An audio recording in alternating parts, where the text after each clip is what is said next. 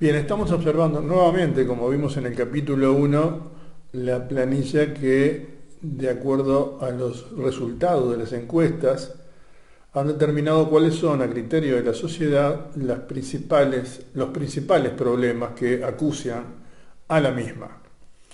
Estos problemas, además, no solo comienzan en el año 1997, sino que datan desde la década de los 60 y de ahí para adelante. Y ninguno de los gobiernos, ya sea de corte dictatorial, militar, como democrático y del partido político que sea, ha resuelto ninguno de estos problemas. La sociedad, entonces, se encuentra desde ese punto de vista desamparada, más allá de cuál es el gobierno que vota cada 5 años. La sociedad uruguaya, de la que hablábamos recién cuando teníamos referencias a los problemas de mayor prioridad para esa sociedad, está constituida por distintas clases sociales. Hay una clase alta que está representada por el 8% del total de la población de la República, una clase media alta que tiene el 12%.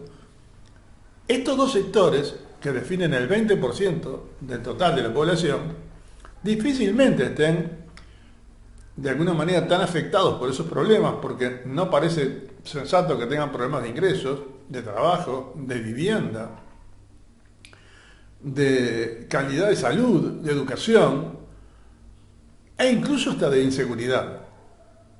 Pero el resto de la población es un 80% del total. Son 2.720.000 habitantes, respecto de los cuales todos los gobiernos que hemos votado desde 1997 a la fecha no les han resuelto ninguno de esos problemas.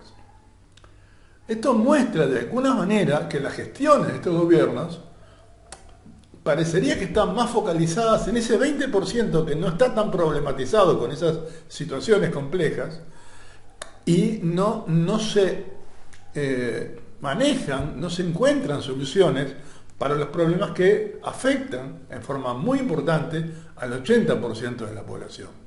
Vamos a considerar ahora como clase alta el 20% que hablábamos recién en la pantalla anterior del total de habitantes. O sea, son los 2 deciles de mayores recursos, que son aproximadamente 680.000 habitantes. Ellos acumulan el 79% de la riqueza total del país. El 20% de la población acumula el 80% de la riqueza total. Mientras que el 80% total de la población, los 8 deciles de menores recursos, 2.720.000 habitantes, solo acumulan el 21% de la riqueza total. Esto habla a las claras de que hay una alta concentración de la riqueza en muy pocas manos, en el 20% del total de la población. Bien, miremos ahora cómo se encuentra distribuida la riqueza del país en lo que sería el 10% más rico. En este caso, podemos ver que el 1% más rico del 10% más rico acumula una riqueza igual al 40% del total de la riqueza nacional. De ese 1% hasta el 5% hay un 10% adicional, lo que hace que al 5% se tenga un 50% del total de la riqueza del país acumulada. De ese 5% hasta el 10% para cubrir todo el primer decil, acumulamos un 13% adicional, lo que hace que ese primer decil concentre el 63% de la riqueza y por lo tanto el 90% restante acumula solo el 37% de la riqueza del país.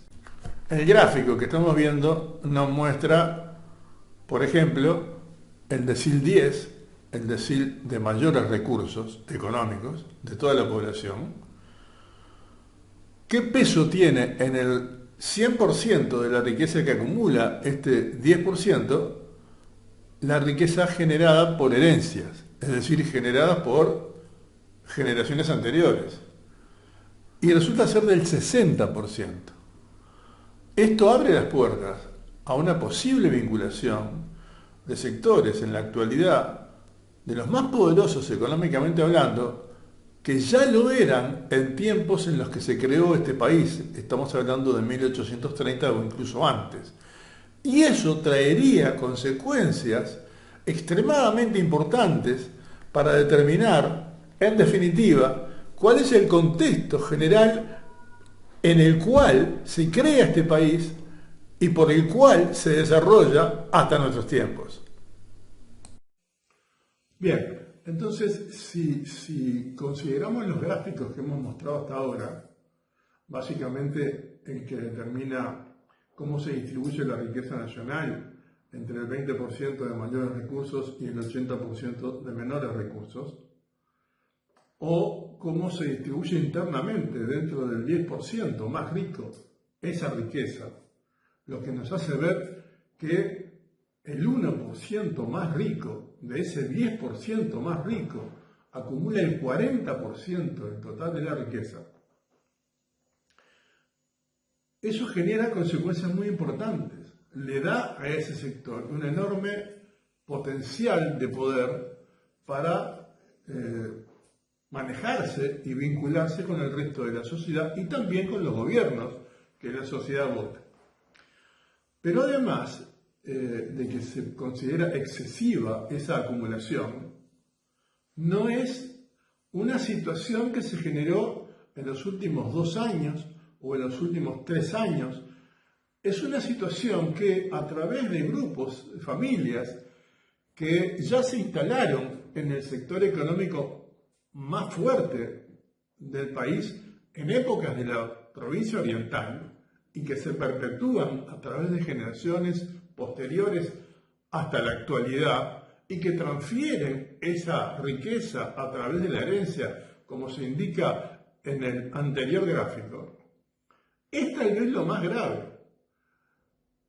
Sin duda alguna, cuando una persona, lamentablemente, se hace una prueba de salud y el responsable médico le dice que tiene un tumor cancerígeno, maligno, es una mala noticia.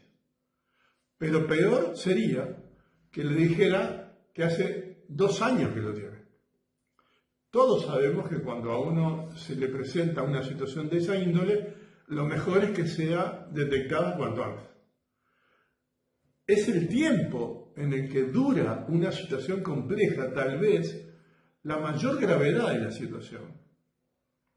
Y esto nos muestra que todos los gobiernos que hemos tenido hasta ahora no han sido capaces de modificar la distribución de la riqueza total del país, manteniendo así, o mejor dicho, creando así las condiciones para que se mantengan en el tiempo muchos grupos familiares que provienen desde los inicios de los tiempos de la creación de este país.